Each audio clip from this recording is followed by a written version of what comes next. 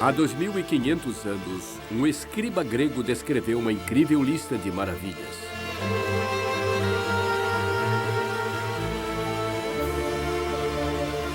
O que é visto com o olhar da mente, disse ele, nunca poderá ser destruído.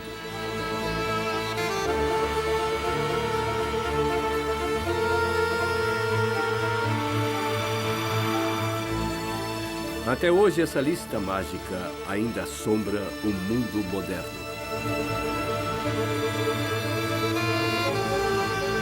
As 7 maravilhas do mundo.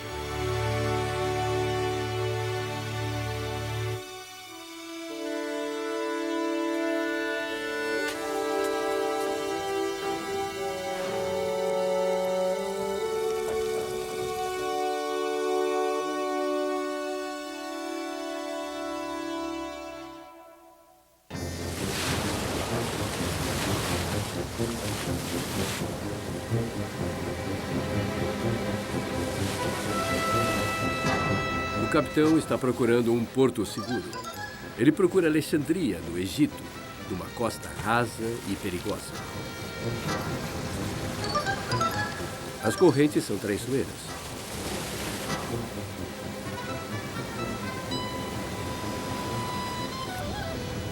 Os marinheiros têm procurado seu rumo assim há milhares de anos, jogando essas pedras e vendo se tem lama de rio na linha, mostrando que estão perto da costa.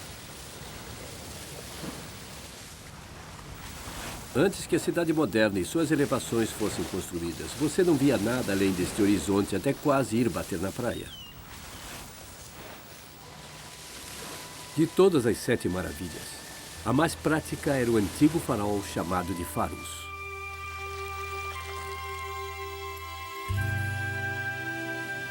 Ele ficava aqui, construído em 285 a.C. Era uma das 7 maravilhas do mundo. Você podia vê-lo a 50 quilômetros em alto mar, marcando a antiga cidade de Nepal, uma luz mágica que as lendas medievais diziam que queimava as velas dos barcos inimigos. O Faros fez mais do que guiar a navegação antiga. Ele simbolizava e celebrava uma das experiências mais espetaculares da humanidade: o nascimento da cidade moderna, a metrópole mágica.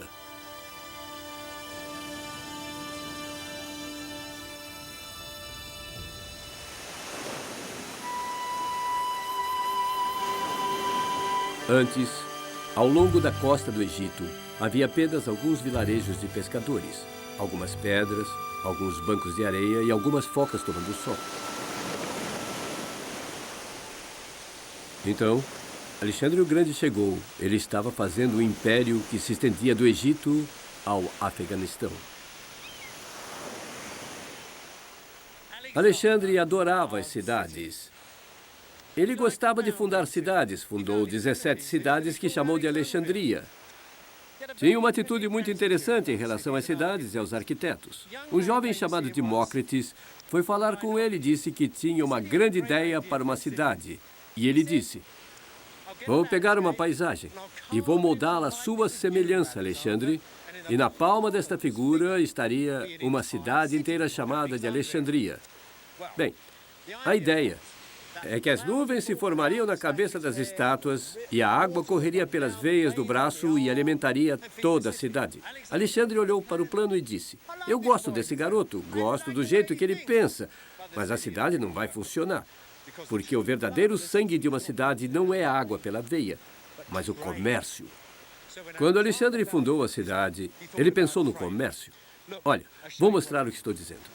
A primeira coisa que Alexandre pensou foi numa grande praça do mercado e ele a colocou bem na praia, entre o Nilo e o mar.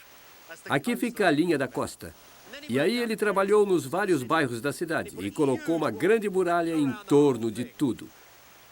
20 anos depois, Alexandre estava morto e os arquitetos expandiram um pouco. Fizeram uma passagem da praça do mercado até uma pequena ilha fora da costa. Eles fizeram um grande cruzamento. E no centro desse cruzamento, colocaram a tumba de Alexandre. Ele morreu e foi enterrado na cidade dele. Então a cidade era realmente cheia de maravilhas, muralhas, palácios, qualquer coisa que você pudesse pensar, tinha duas maravilhas especiais, o farol da ilha e a própria tumba de Alexandre. Pense no que o homem tinha feito. Ele tinha feito uma cidade a partir de suas próprias ideias. Era uma cidade cheia de egípcios, cheia de gregos, cheia de judeus. Era uma cidade moderna e multicultural e era cheia de maravilhas, cheia de templos e palácios. Era uma nova cidade para uma nova era. A lista das 7 maravilhas foi feita nessa nova era revolucionária. Duas delas, duas maravilhas urbanas, o farol de Alexandria e a tumba do rei, um mausoléu perto do mar. Os símbolos sutis da fé desta cidade no comércio, suas bases e propagandas. A antiga Alexandria está enterrada debaixo da cidade moderna. Então não há muito o que ver da antiga agitação, do mundo de Alexandre. O que existe está no museu.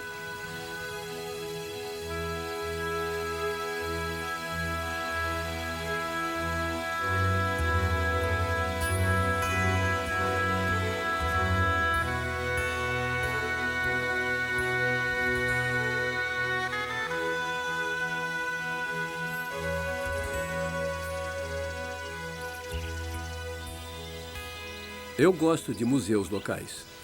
Estão cheios de coisas reais. Não são antiguidades compradas no leilão. Apenas pedaços encontrados enquanto faziam uma garagem ou colocavam um farol de trânsito. Apenas pedras soltas de cidades enterradas.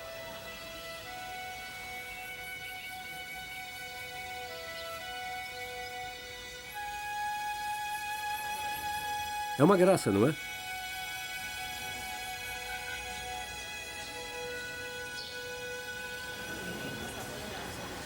É um fragmento muito bonito de uma Alexandria completamente desaparecida, do primeiro grande período grego.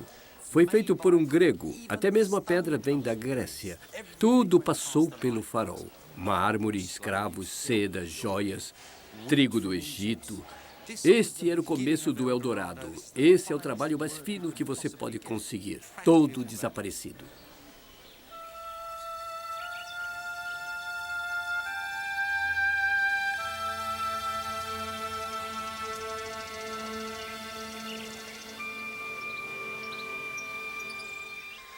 Olha só isso. Antiga Alexandria, Alexandria clássica em 1,5 metros. Aqui está um altar grego da casa de alguém. Aqui temos um texto grego na base de uma estátua. E aqui está um egípcio nativo, mas vestido com seus melhores mantos gregos. Os alexandrinos adoravam se mostrar. E isso é uma inscrição hebreia bem rara da antiga Alexandria.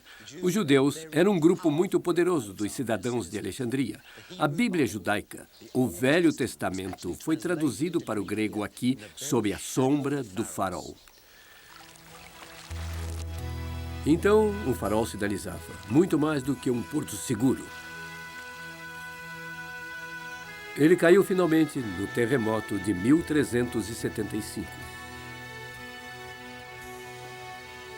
Estas podem ser algumas de suas pedras banhadas pelo mar. Ele ficava na ponta da muralha do porto. Esta esplêndida fortaleza medieval antiga, construída pelo sultão Mamaluk Qiaitbay, está sobre suas fundações.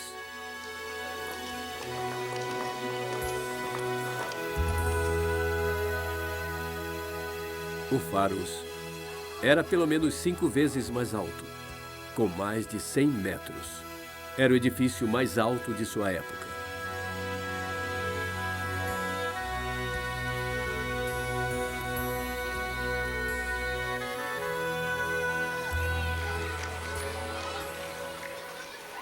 Hoje, as crianças vêm aqui em excursões escolares.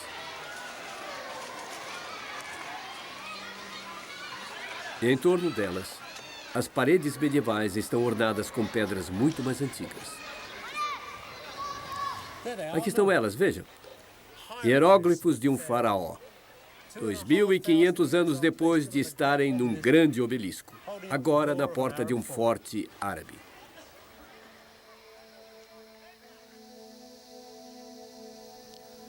Bem no meio da fortaleza, eles construíram uma mesquita. O interessante dessa mesquita é que não está virada como a maioria para Meca. Estamos sobre as fundações do antigo farol. E assim está para norte, sul, leste e oeste, como o velho farol ficava.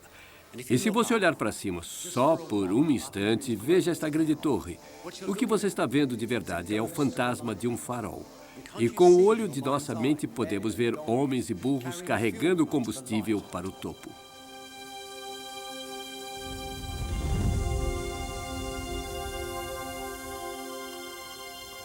Mas existe um lugar onde ainda podemos ver um farol antigo bem preservado e em pé até hoje. 50 quilômetros a leste de Alexandria, na mesma linha da costa, um farol miniatura. Quadrado, octogonal e redondo, com uma escada interna.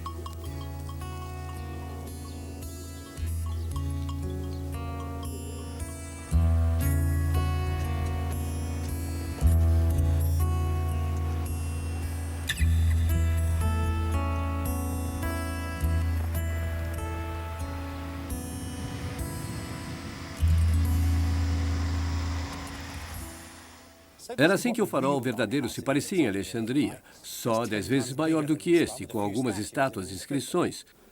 Não como aquelas coisas maravilhosas que você vê nos livros infantis. Nem ele tinha lentes enormes no topo. Se conta muita história de que ele tinha uma lente mágica que focalizava a luz para incendiar navios inimigos. Não tinha nada disso.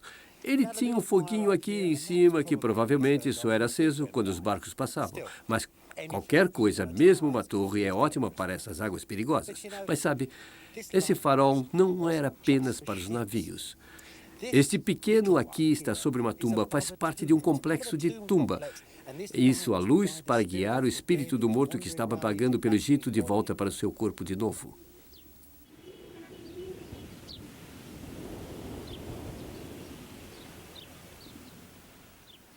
E este foi feito pouco depois do grande farol ter sido feito. Quando eles começaram aquele farol na Ilha de Faros, em Alexandria, aquelas pessoas estavam dizendo: vejam nossa nova cidade, estamos orgulhosos dela, sua riqueza, seus bens, sabedoria e aprendizado. Esse farol vai dar uma luz nova ao mundo antigo. Então, o grande farol, sua lanterna cercada de placas de vidro, se tornou um símbolo da cidade. Mas nem tudo estava bem dentro da metrópole mágica. Com a incrível mistura de fé e costumes da cidade, muitos alexandrinos se sentiram solitários e inseguros. Foi o nascimento de uma alienação peculiarmente moderna.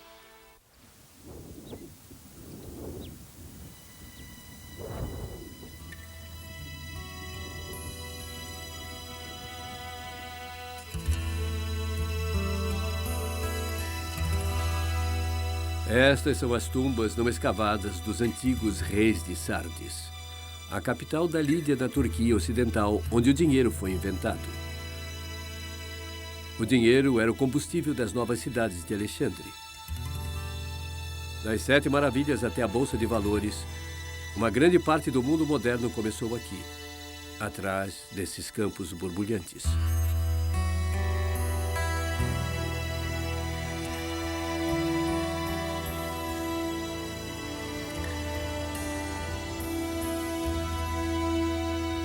A cidade de Sardos ficava no final de uma lendária rota de comércio que ia para a Pérsia e a Rota da Seda.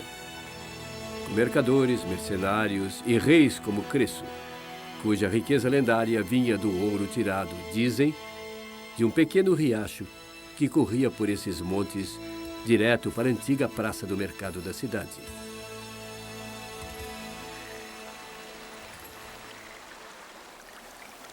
Não preciso dizer que faz tempo que os arqueólogos estão interessados em Sardos. Eles não encontraram a lendária praça do mercado do rei Creso, mas o que eles encontraram foram as próprias oficinas onde o mundo moderno foi forjado.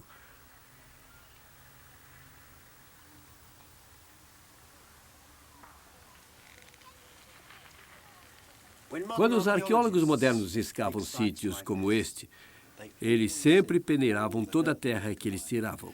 E, para a surpresa deles, os arqueólogos que trabalhavam aqui encontraram pequenas pérolas de ouro em suas peneiras.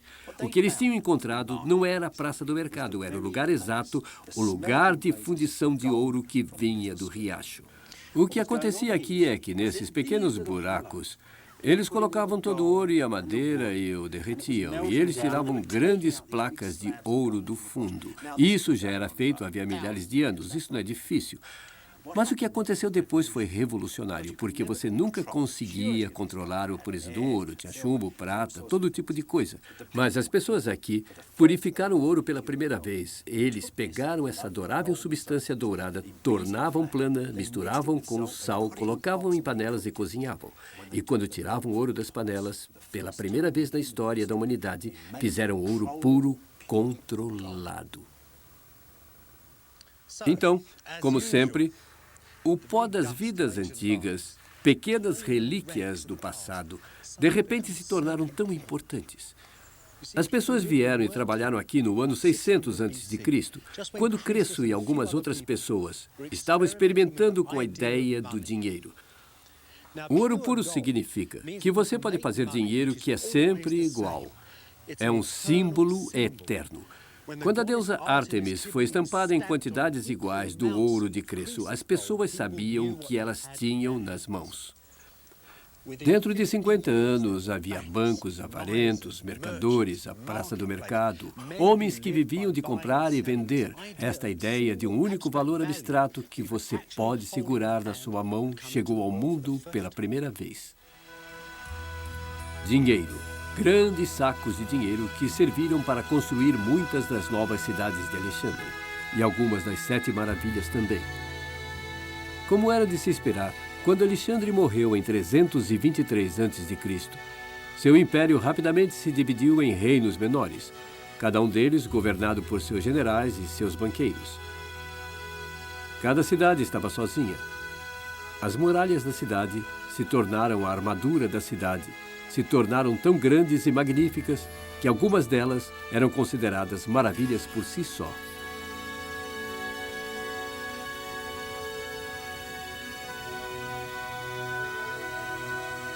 Estas muralhas tremendas, que se estendem por quilômetros pelas montanhas, protegiam a pequena cidade de Heracleia, perto do lago.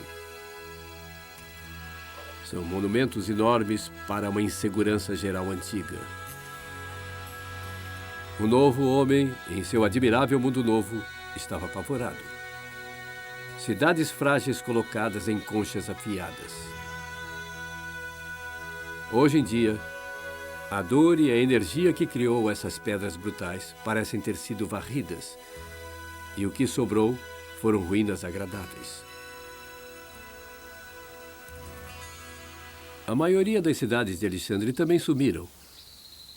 Mas na Turquia Ocidental, algumas delas, como Heracleia, ainda permanecem com todas as suas maravilhas em ruínas, seus templos e suas estátuas. Meias lembranças das maravilhas, a ancestral de cada cidade moderna.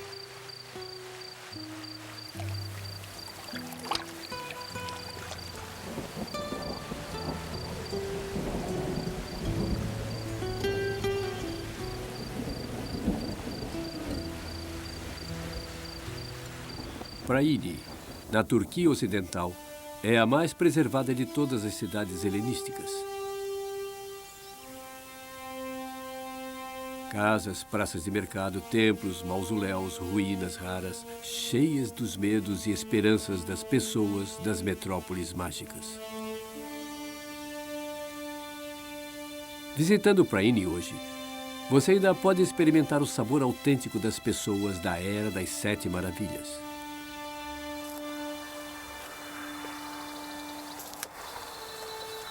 Temos aquelas grandes muralhas de novo, guardando os primórdios do mundo moderno. As pessoas da cidade achavam que Alexandre tinha dormido nesta casa. Depois da morte de Alexandre, você só podia entrar aqui de branco. A coisa não é só assim.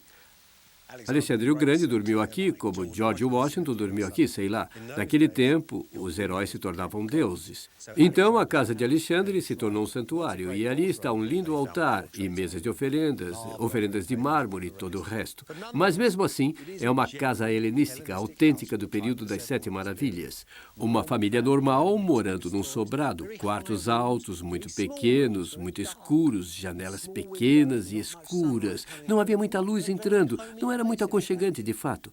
Mas nessas grandes cidades, o lar, a sala de visitas, era o meio da cidade.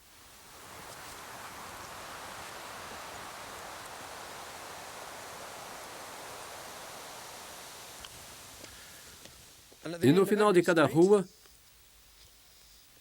como em Londres, o nome. Mas aqui o verdadeiro tesouro. O tesouro de todas as cidades desse período. Isso é uma fonte, e a água saía por aqui, corria por ali, e ia direto para a rua, para todas as casas. Cada cidadão tinha que cuidar de sua parte do sistema de abastecimento de água. Uma coisa boa sobre a água daqui é que todo o sistema tinha sido construído e pago por uma mulher, a primeira prefeita mulher do lugar, uma senhora chamada Philly.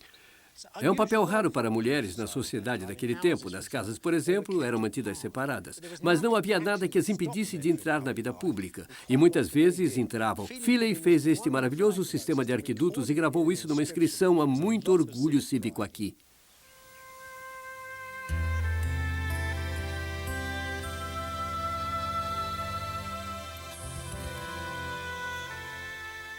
O óleo dessas cidades era o dinheiro.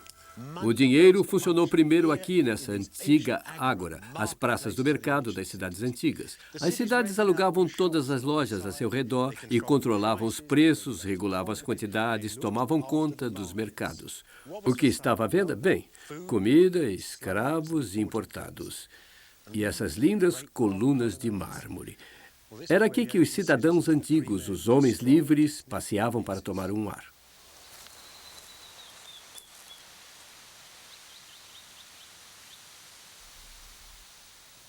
Estas cidades não eram realmente cidades, no sentido moderno da palavra. Nada de industrial foi feito aqui. Existiam escritores, artistas e pensadores, pessoas assim, em pequeno número.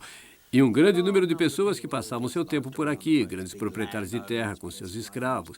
E alguns pequenos fazendeiros também, talvez alguns pequenos negociantes. Mas eram, na verdade, cidades de recreação, que nem assim Palm Springs ou Royal Tunbridge Wells.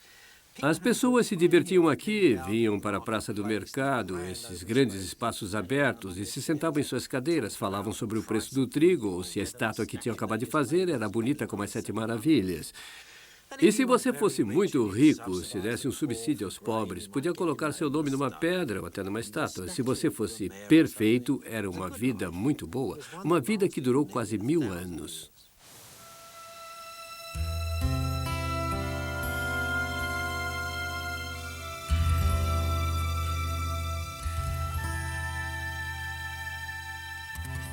Esta é a Câmara do Conselho. 640 dos homens mais ricos de Prini vinham para esta sala para falar sobre tudo, desde o preço dos grãos até contratar um médico da cidade. Essas pequenas câmaras do Conselho, seus assentos, seu espaço, o próprio ar delas, são os verdadeiros ancestrais da democracia moderna. Democracia não no sentido de sociedade tribais, onde todos têm direito de dar sua opinião, mas democracia no sentido de uma sociedade muito controlada e regulamentada. E aqui, nesse clima mercantilista, ela produziu uma sociedade dinâmica e agressiva que é realmente ancestral do nosso mundo moderno. Então, este espaço aqui, entre essas duas fileiras de assentos, isto é a verdadeira revolução.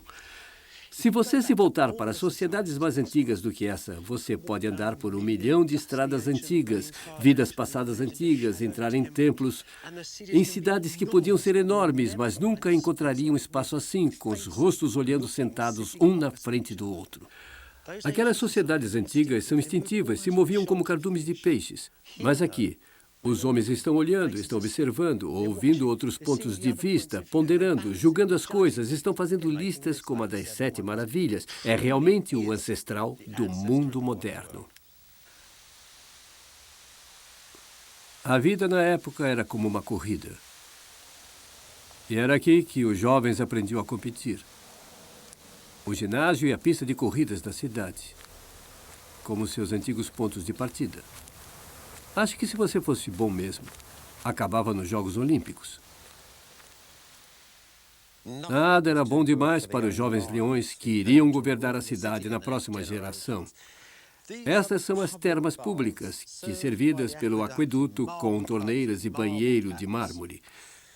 Mas sempre água fria, porque usavam água fria e cabelo curto. Disseram até que Alexandre era gay porque ele tinha cabelo comprido. Mas vejam as instalações. Chão antiderrapante. E, é claro, lava-pés para os atletas. Todos precisavam disso. Depois de se lavarem e se esfregarem depois das corridas, era a hora da escola. Perto da casa de banhos, a sala da escola, com apenas 3 paredes. Dá para imaginar como era isso aqui no inverno? Muito frio. Aqui é onde os homens se irmanavam. Mas isso, na sala da escola, como em muitas salas de escola, aqui está coberto com os nomes dos alunos. Os garotos escreveram aqui nessa parede, cuidadosamente, letra por letra. Sabe, o dom de escrever em grego era apenas dado a essas pessoas privilegiadas dessas cidades. Ninguém mais no país sabia ler e escrever, a não ser algumas mulheres que aprendiam em casa, talvez. Mas aqui era realmente o centro. Era a voz que temos hoje da sociedade grega. Bem no coração de cada cidade, os mausoléus dos fundadores e os templos dos deuses. Existiam 2 tipos de templo. Um claro e de mármore, o outro escuro e de pedra escura. Este é o templo de Pliny, um refinado prédio. Claro, feito por um grande arquiteto chamado Pitius. E logo após ele ter projetado e construído o primeiro mausoléu, a tumba do rei, que era uma das 7 maravilhas do mundo. Olha, a razão da genialidade de Pitius não é o fato dele ter feito um templo grego com um telhado elevado e muitas colunas dos lados. Já se faziam isso há séculos. É o cuidado, é a minuciosidade dos detalhes que é tão inteligente. Ele tinha acabado de fazer um mausoléu e tinha voltado para o símbolo na forma mais clássica de templo. E esse pedaço, por exemplo, está a 20 metros no ar. Dá uma olhada nele. É correto. Em cada pequeno detalhe, como um circuito impresso, mas como o mais belo circuito impresso que você já viu. A genialidade está nos detalhes.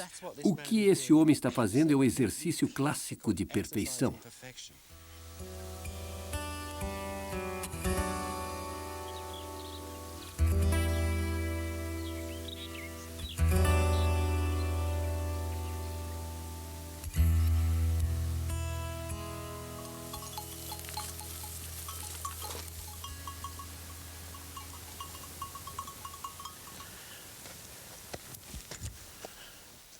Aquele ali é o Templo de Atenas.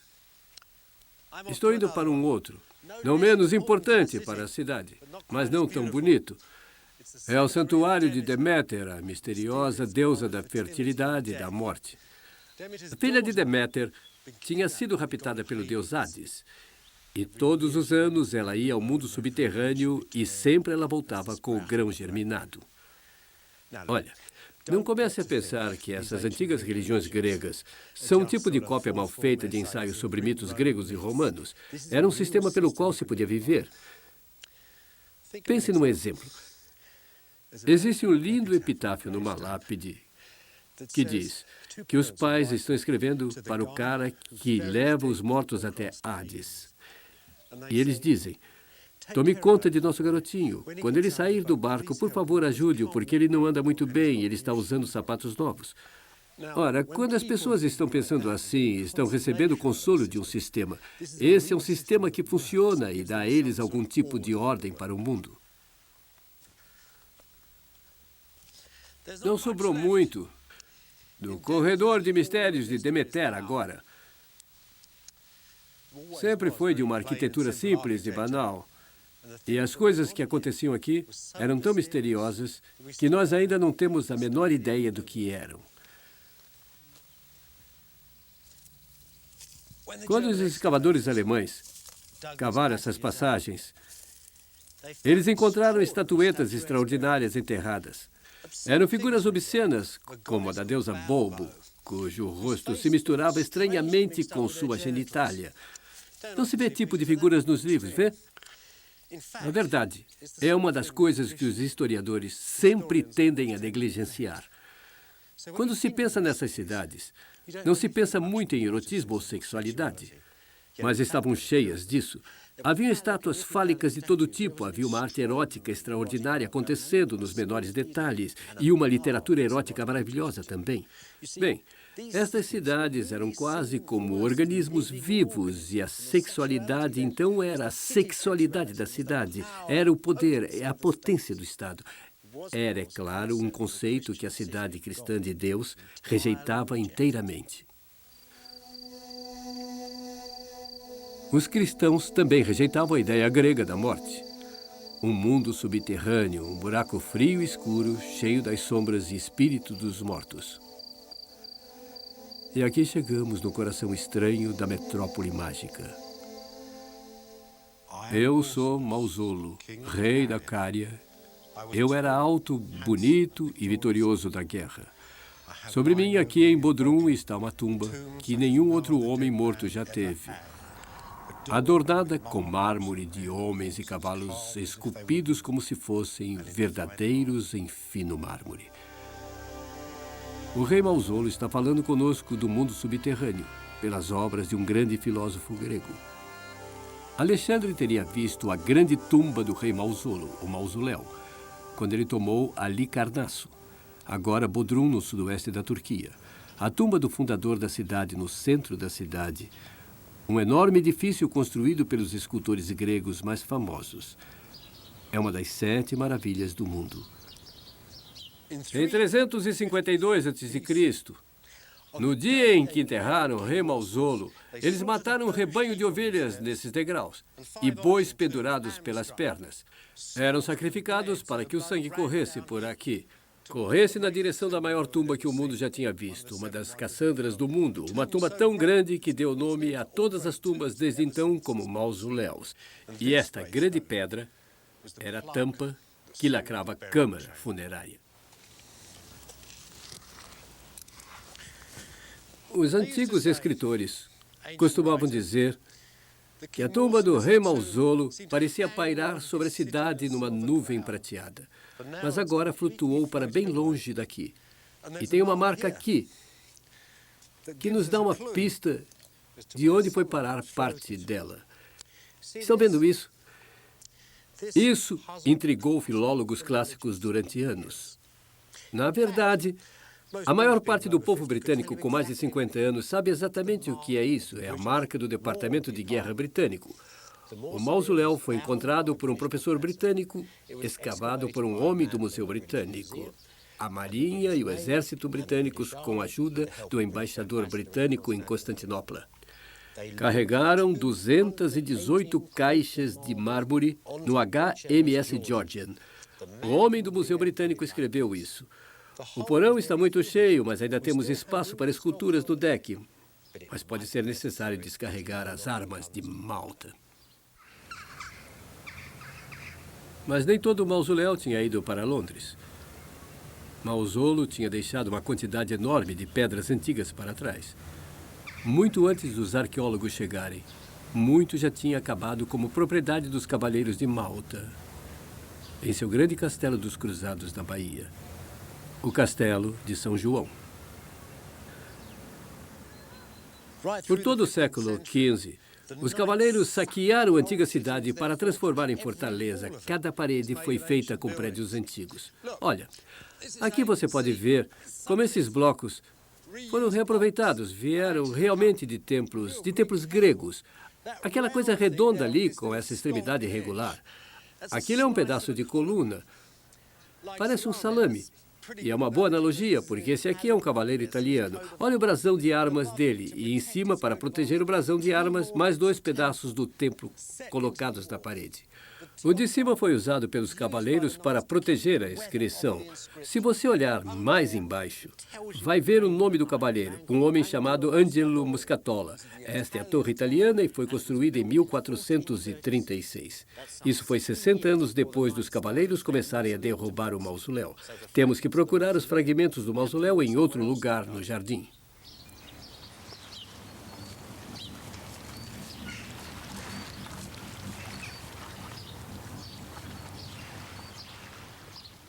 Houve uma mudança da tecnologia das armas, canhões maiores e melhores. Isso finalmente causou a destruição do mausoléu. Foi derrubado pedra por pedra. Todas essas proteções que estão vendo em torno de mim vieram do mausoléu. Foram feitas para que as novas bolas de canhão apenas rebatessem nelas. Essas lindas pedras grandes, quadradas, onde estou andando, era o centro, o coração do mausoléu. E o grande portal de mármore acima da minha cabeça, os fragmentos da maravilhosa arquitetura de Pítios. E aquele mármore branco ali, só Deus sabe o que era antes do comandante militar gravar seu nome em cima dele. Gatinai, 1513.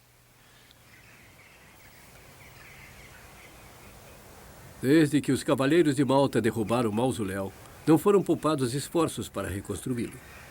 É um grande jogo. Não há muito com o que começar. Apenas um texto romano confuso. Os fragmentos da sua arquitetura que foram levados para Londres. E o trabalho dos arqueólogos. Esta tumba recentemente escavada no vilarejo de Belev, perto de Halicarnasso, deve ter sido feita para um rei sírio. Parecia muito com o mausoléu, e foi feito um século depois dele.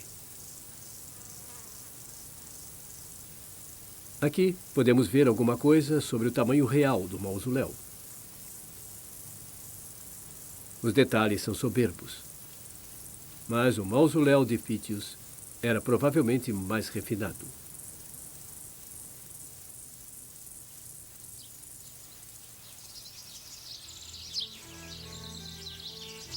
Esta pequena tumba, na cidade próxima de Milas, um pequeno mausoléu, mostra por que os romanos diziam que o grande mausoléu parecia flutuar no ar.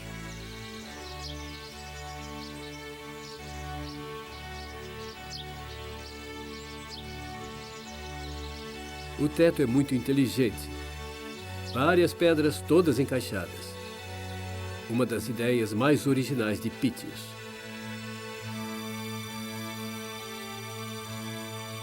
Existem centenas de reconstruções desse edifício antigo e estranho, com seu telhado piramidal e filas de colunas, de arquitetos eminentes a poetas suicidas. O individual, misterioso mausoléu. Mas não há apenas aquelas reconstruções de papel. Achando que eram reis mediterrâneos, muitos banqueiros do século XIX, industriais, construíram mausoléus para si.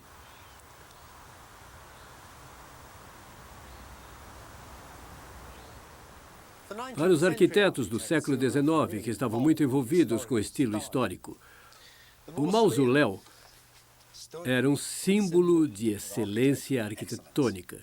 Não apenas tumbas imitavam o mausoléu, mas muitos arranha-céus. Mas não ouvimos falar muito quem é que quer saber quem está trabalhando numa tumba. Enfim, esse mausoléu aqui, a tumba mais cara do cemitério de Highgate, foi criada para um banqueiro chamado Julius Baer.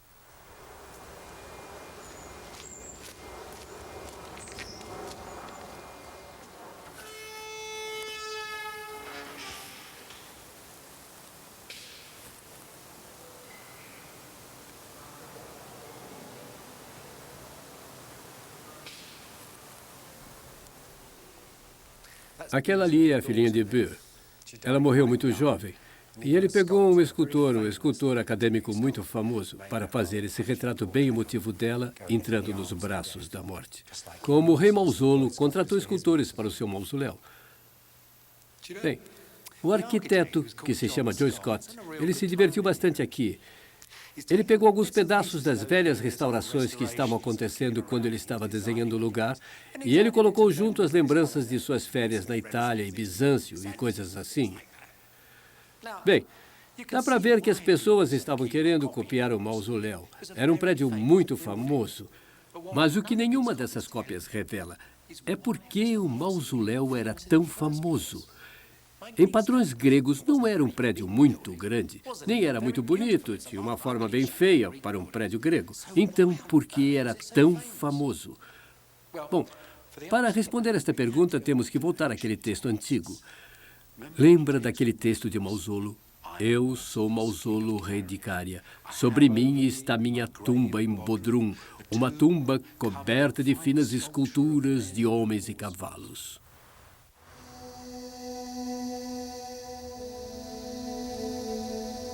Entre os fragmentos do mausoléu mandados para Londres, estão pedaços das esculturas retratistas gregas mais antigas do mundo. Vejam como as imagens são poderosas. Esta é uma pessoa real, ou pelo menos um indivíduo enobrecido e aumentado. Pela primeira vez, homens e mulheres, não deuses de mármore, foram colocados junto das colunas de mármore. Essas esculturas diziam aos seus visitantes: esse podia ser você. É por isso que o mausoléu era considerado uma das 7 maravilhas do mundo. Ele conferiu orgulho aos cidadãos da metrópole mágica.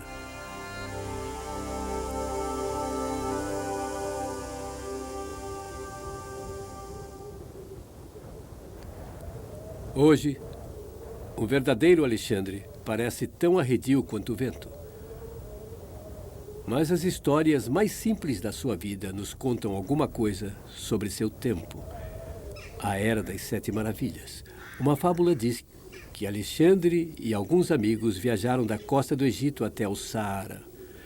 Eles procuravam um famoso oráculo. Diz a lenda que eles se perderam aqui e quase morreram de sede.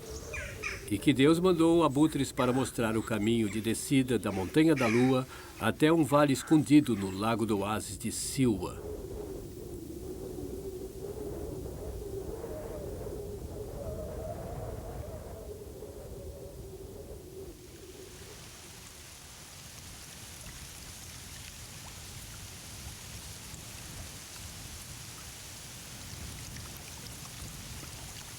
E no centro dele, junto das palmeiras, o templo do oráculo.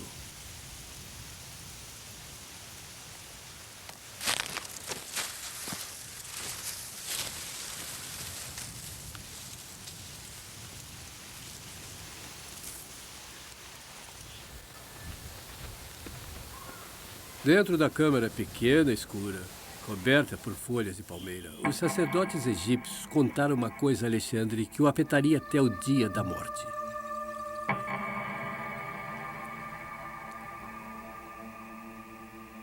Ninguém sabe o que foi e nunca vamos saber.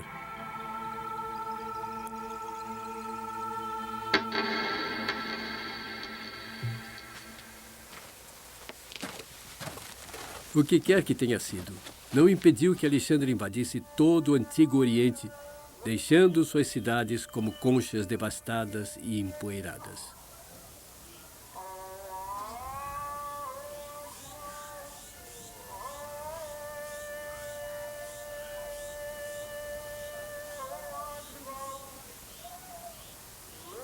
Claro, as pessoas ainda moravam nelas depois da era de Alexandre, mas foram mudadas para sempre. Os gregos confiantes e brutais mostraram a eles um outro tipo de cidade, um outro modo de ser.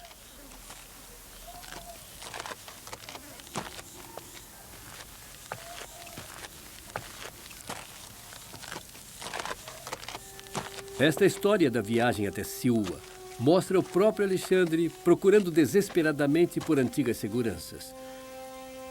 E talvez tenha sido isso que ele descobriu no Templo do Oráculo. Que na metrópole mágica, com toda a sua agitação, ainda é possível viver com sucesso sem um passado.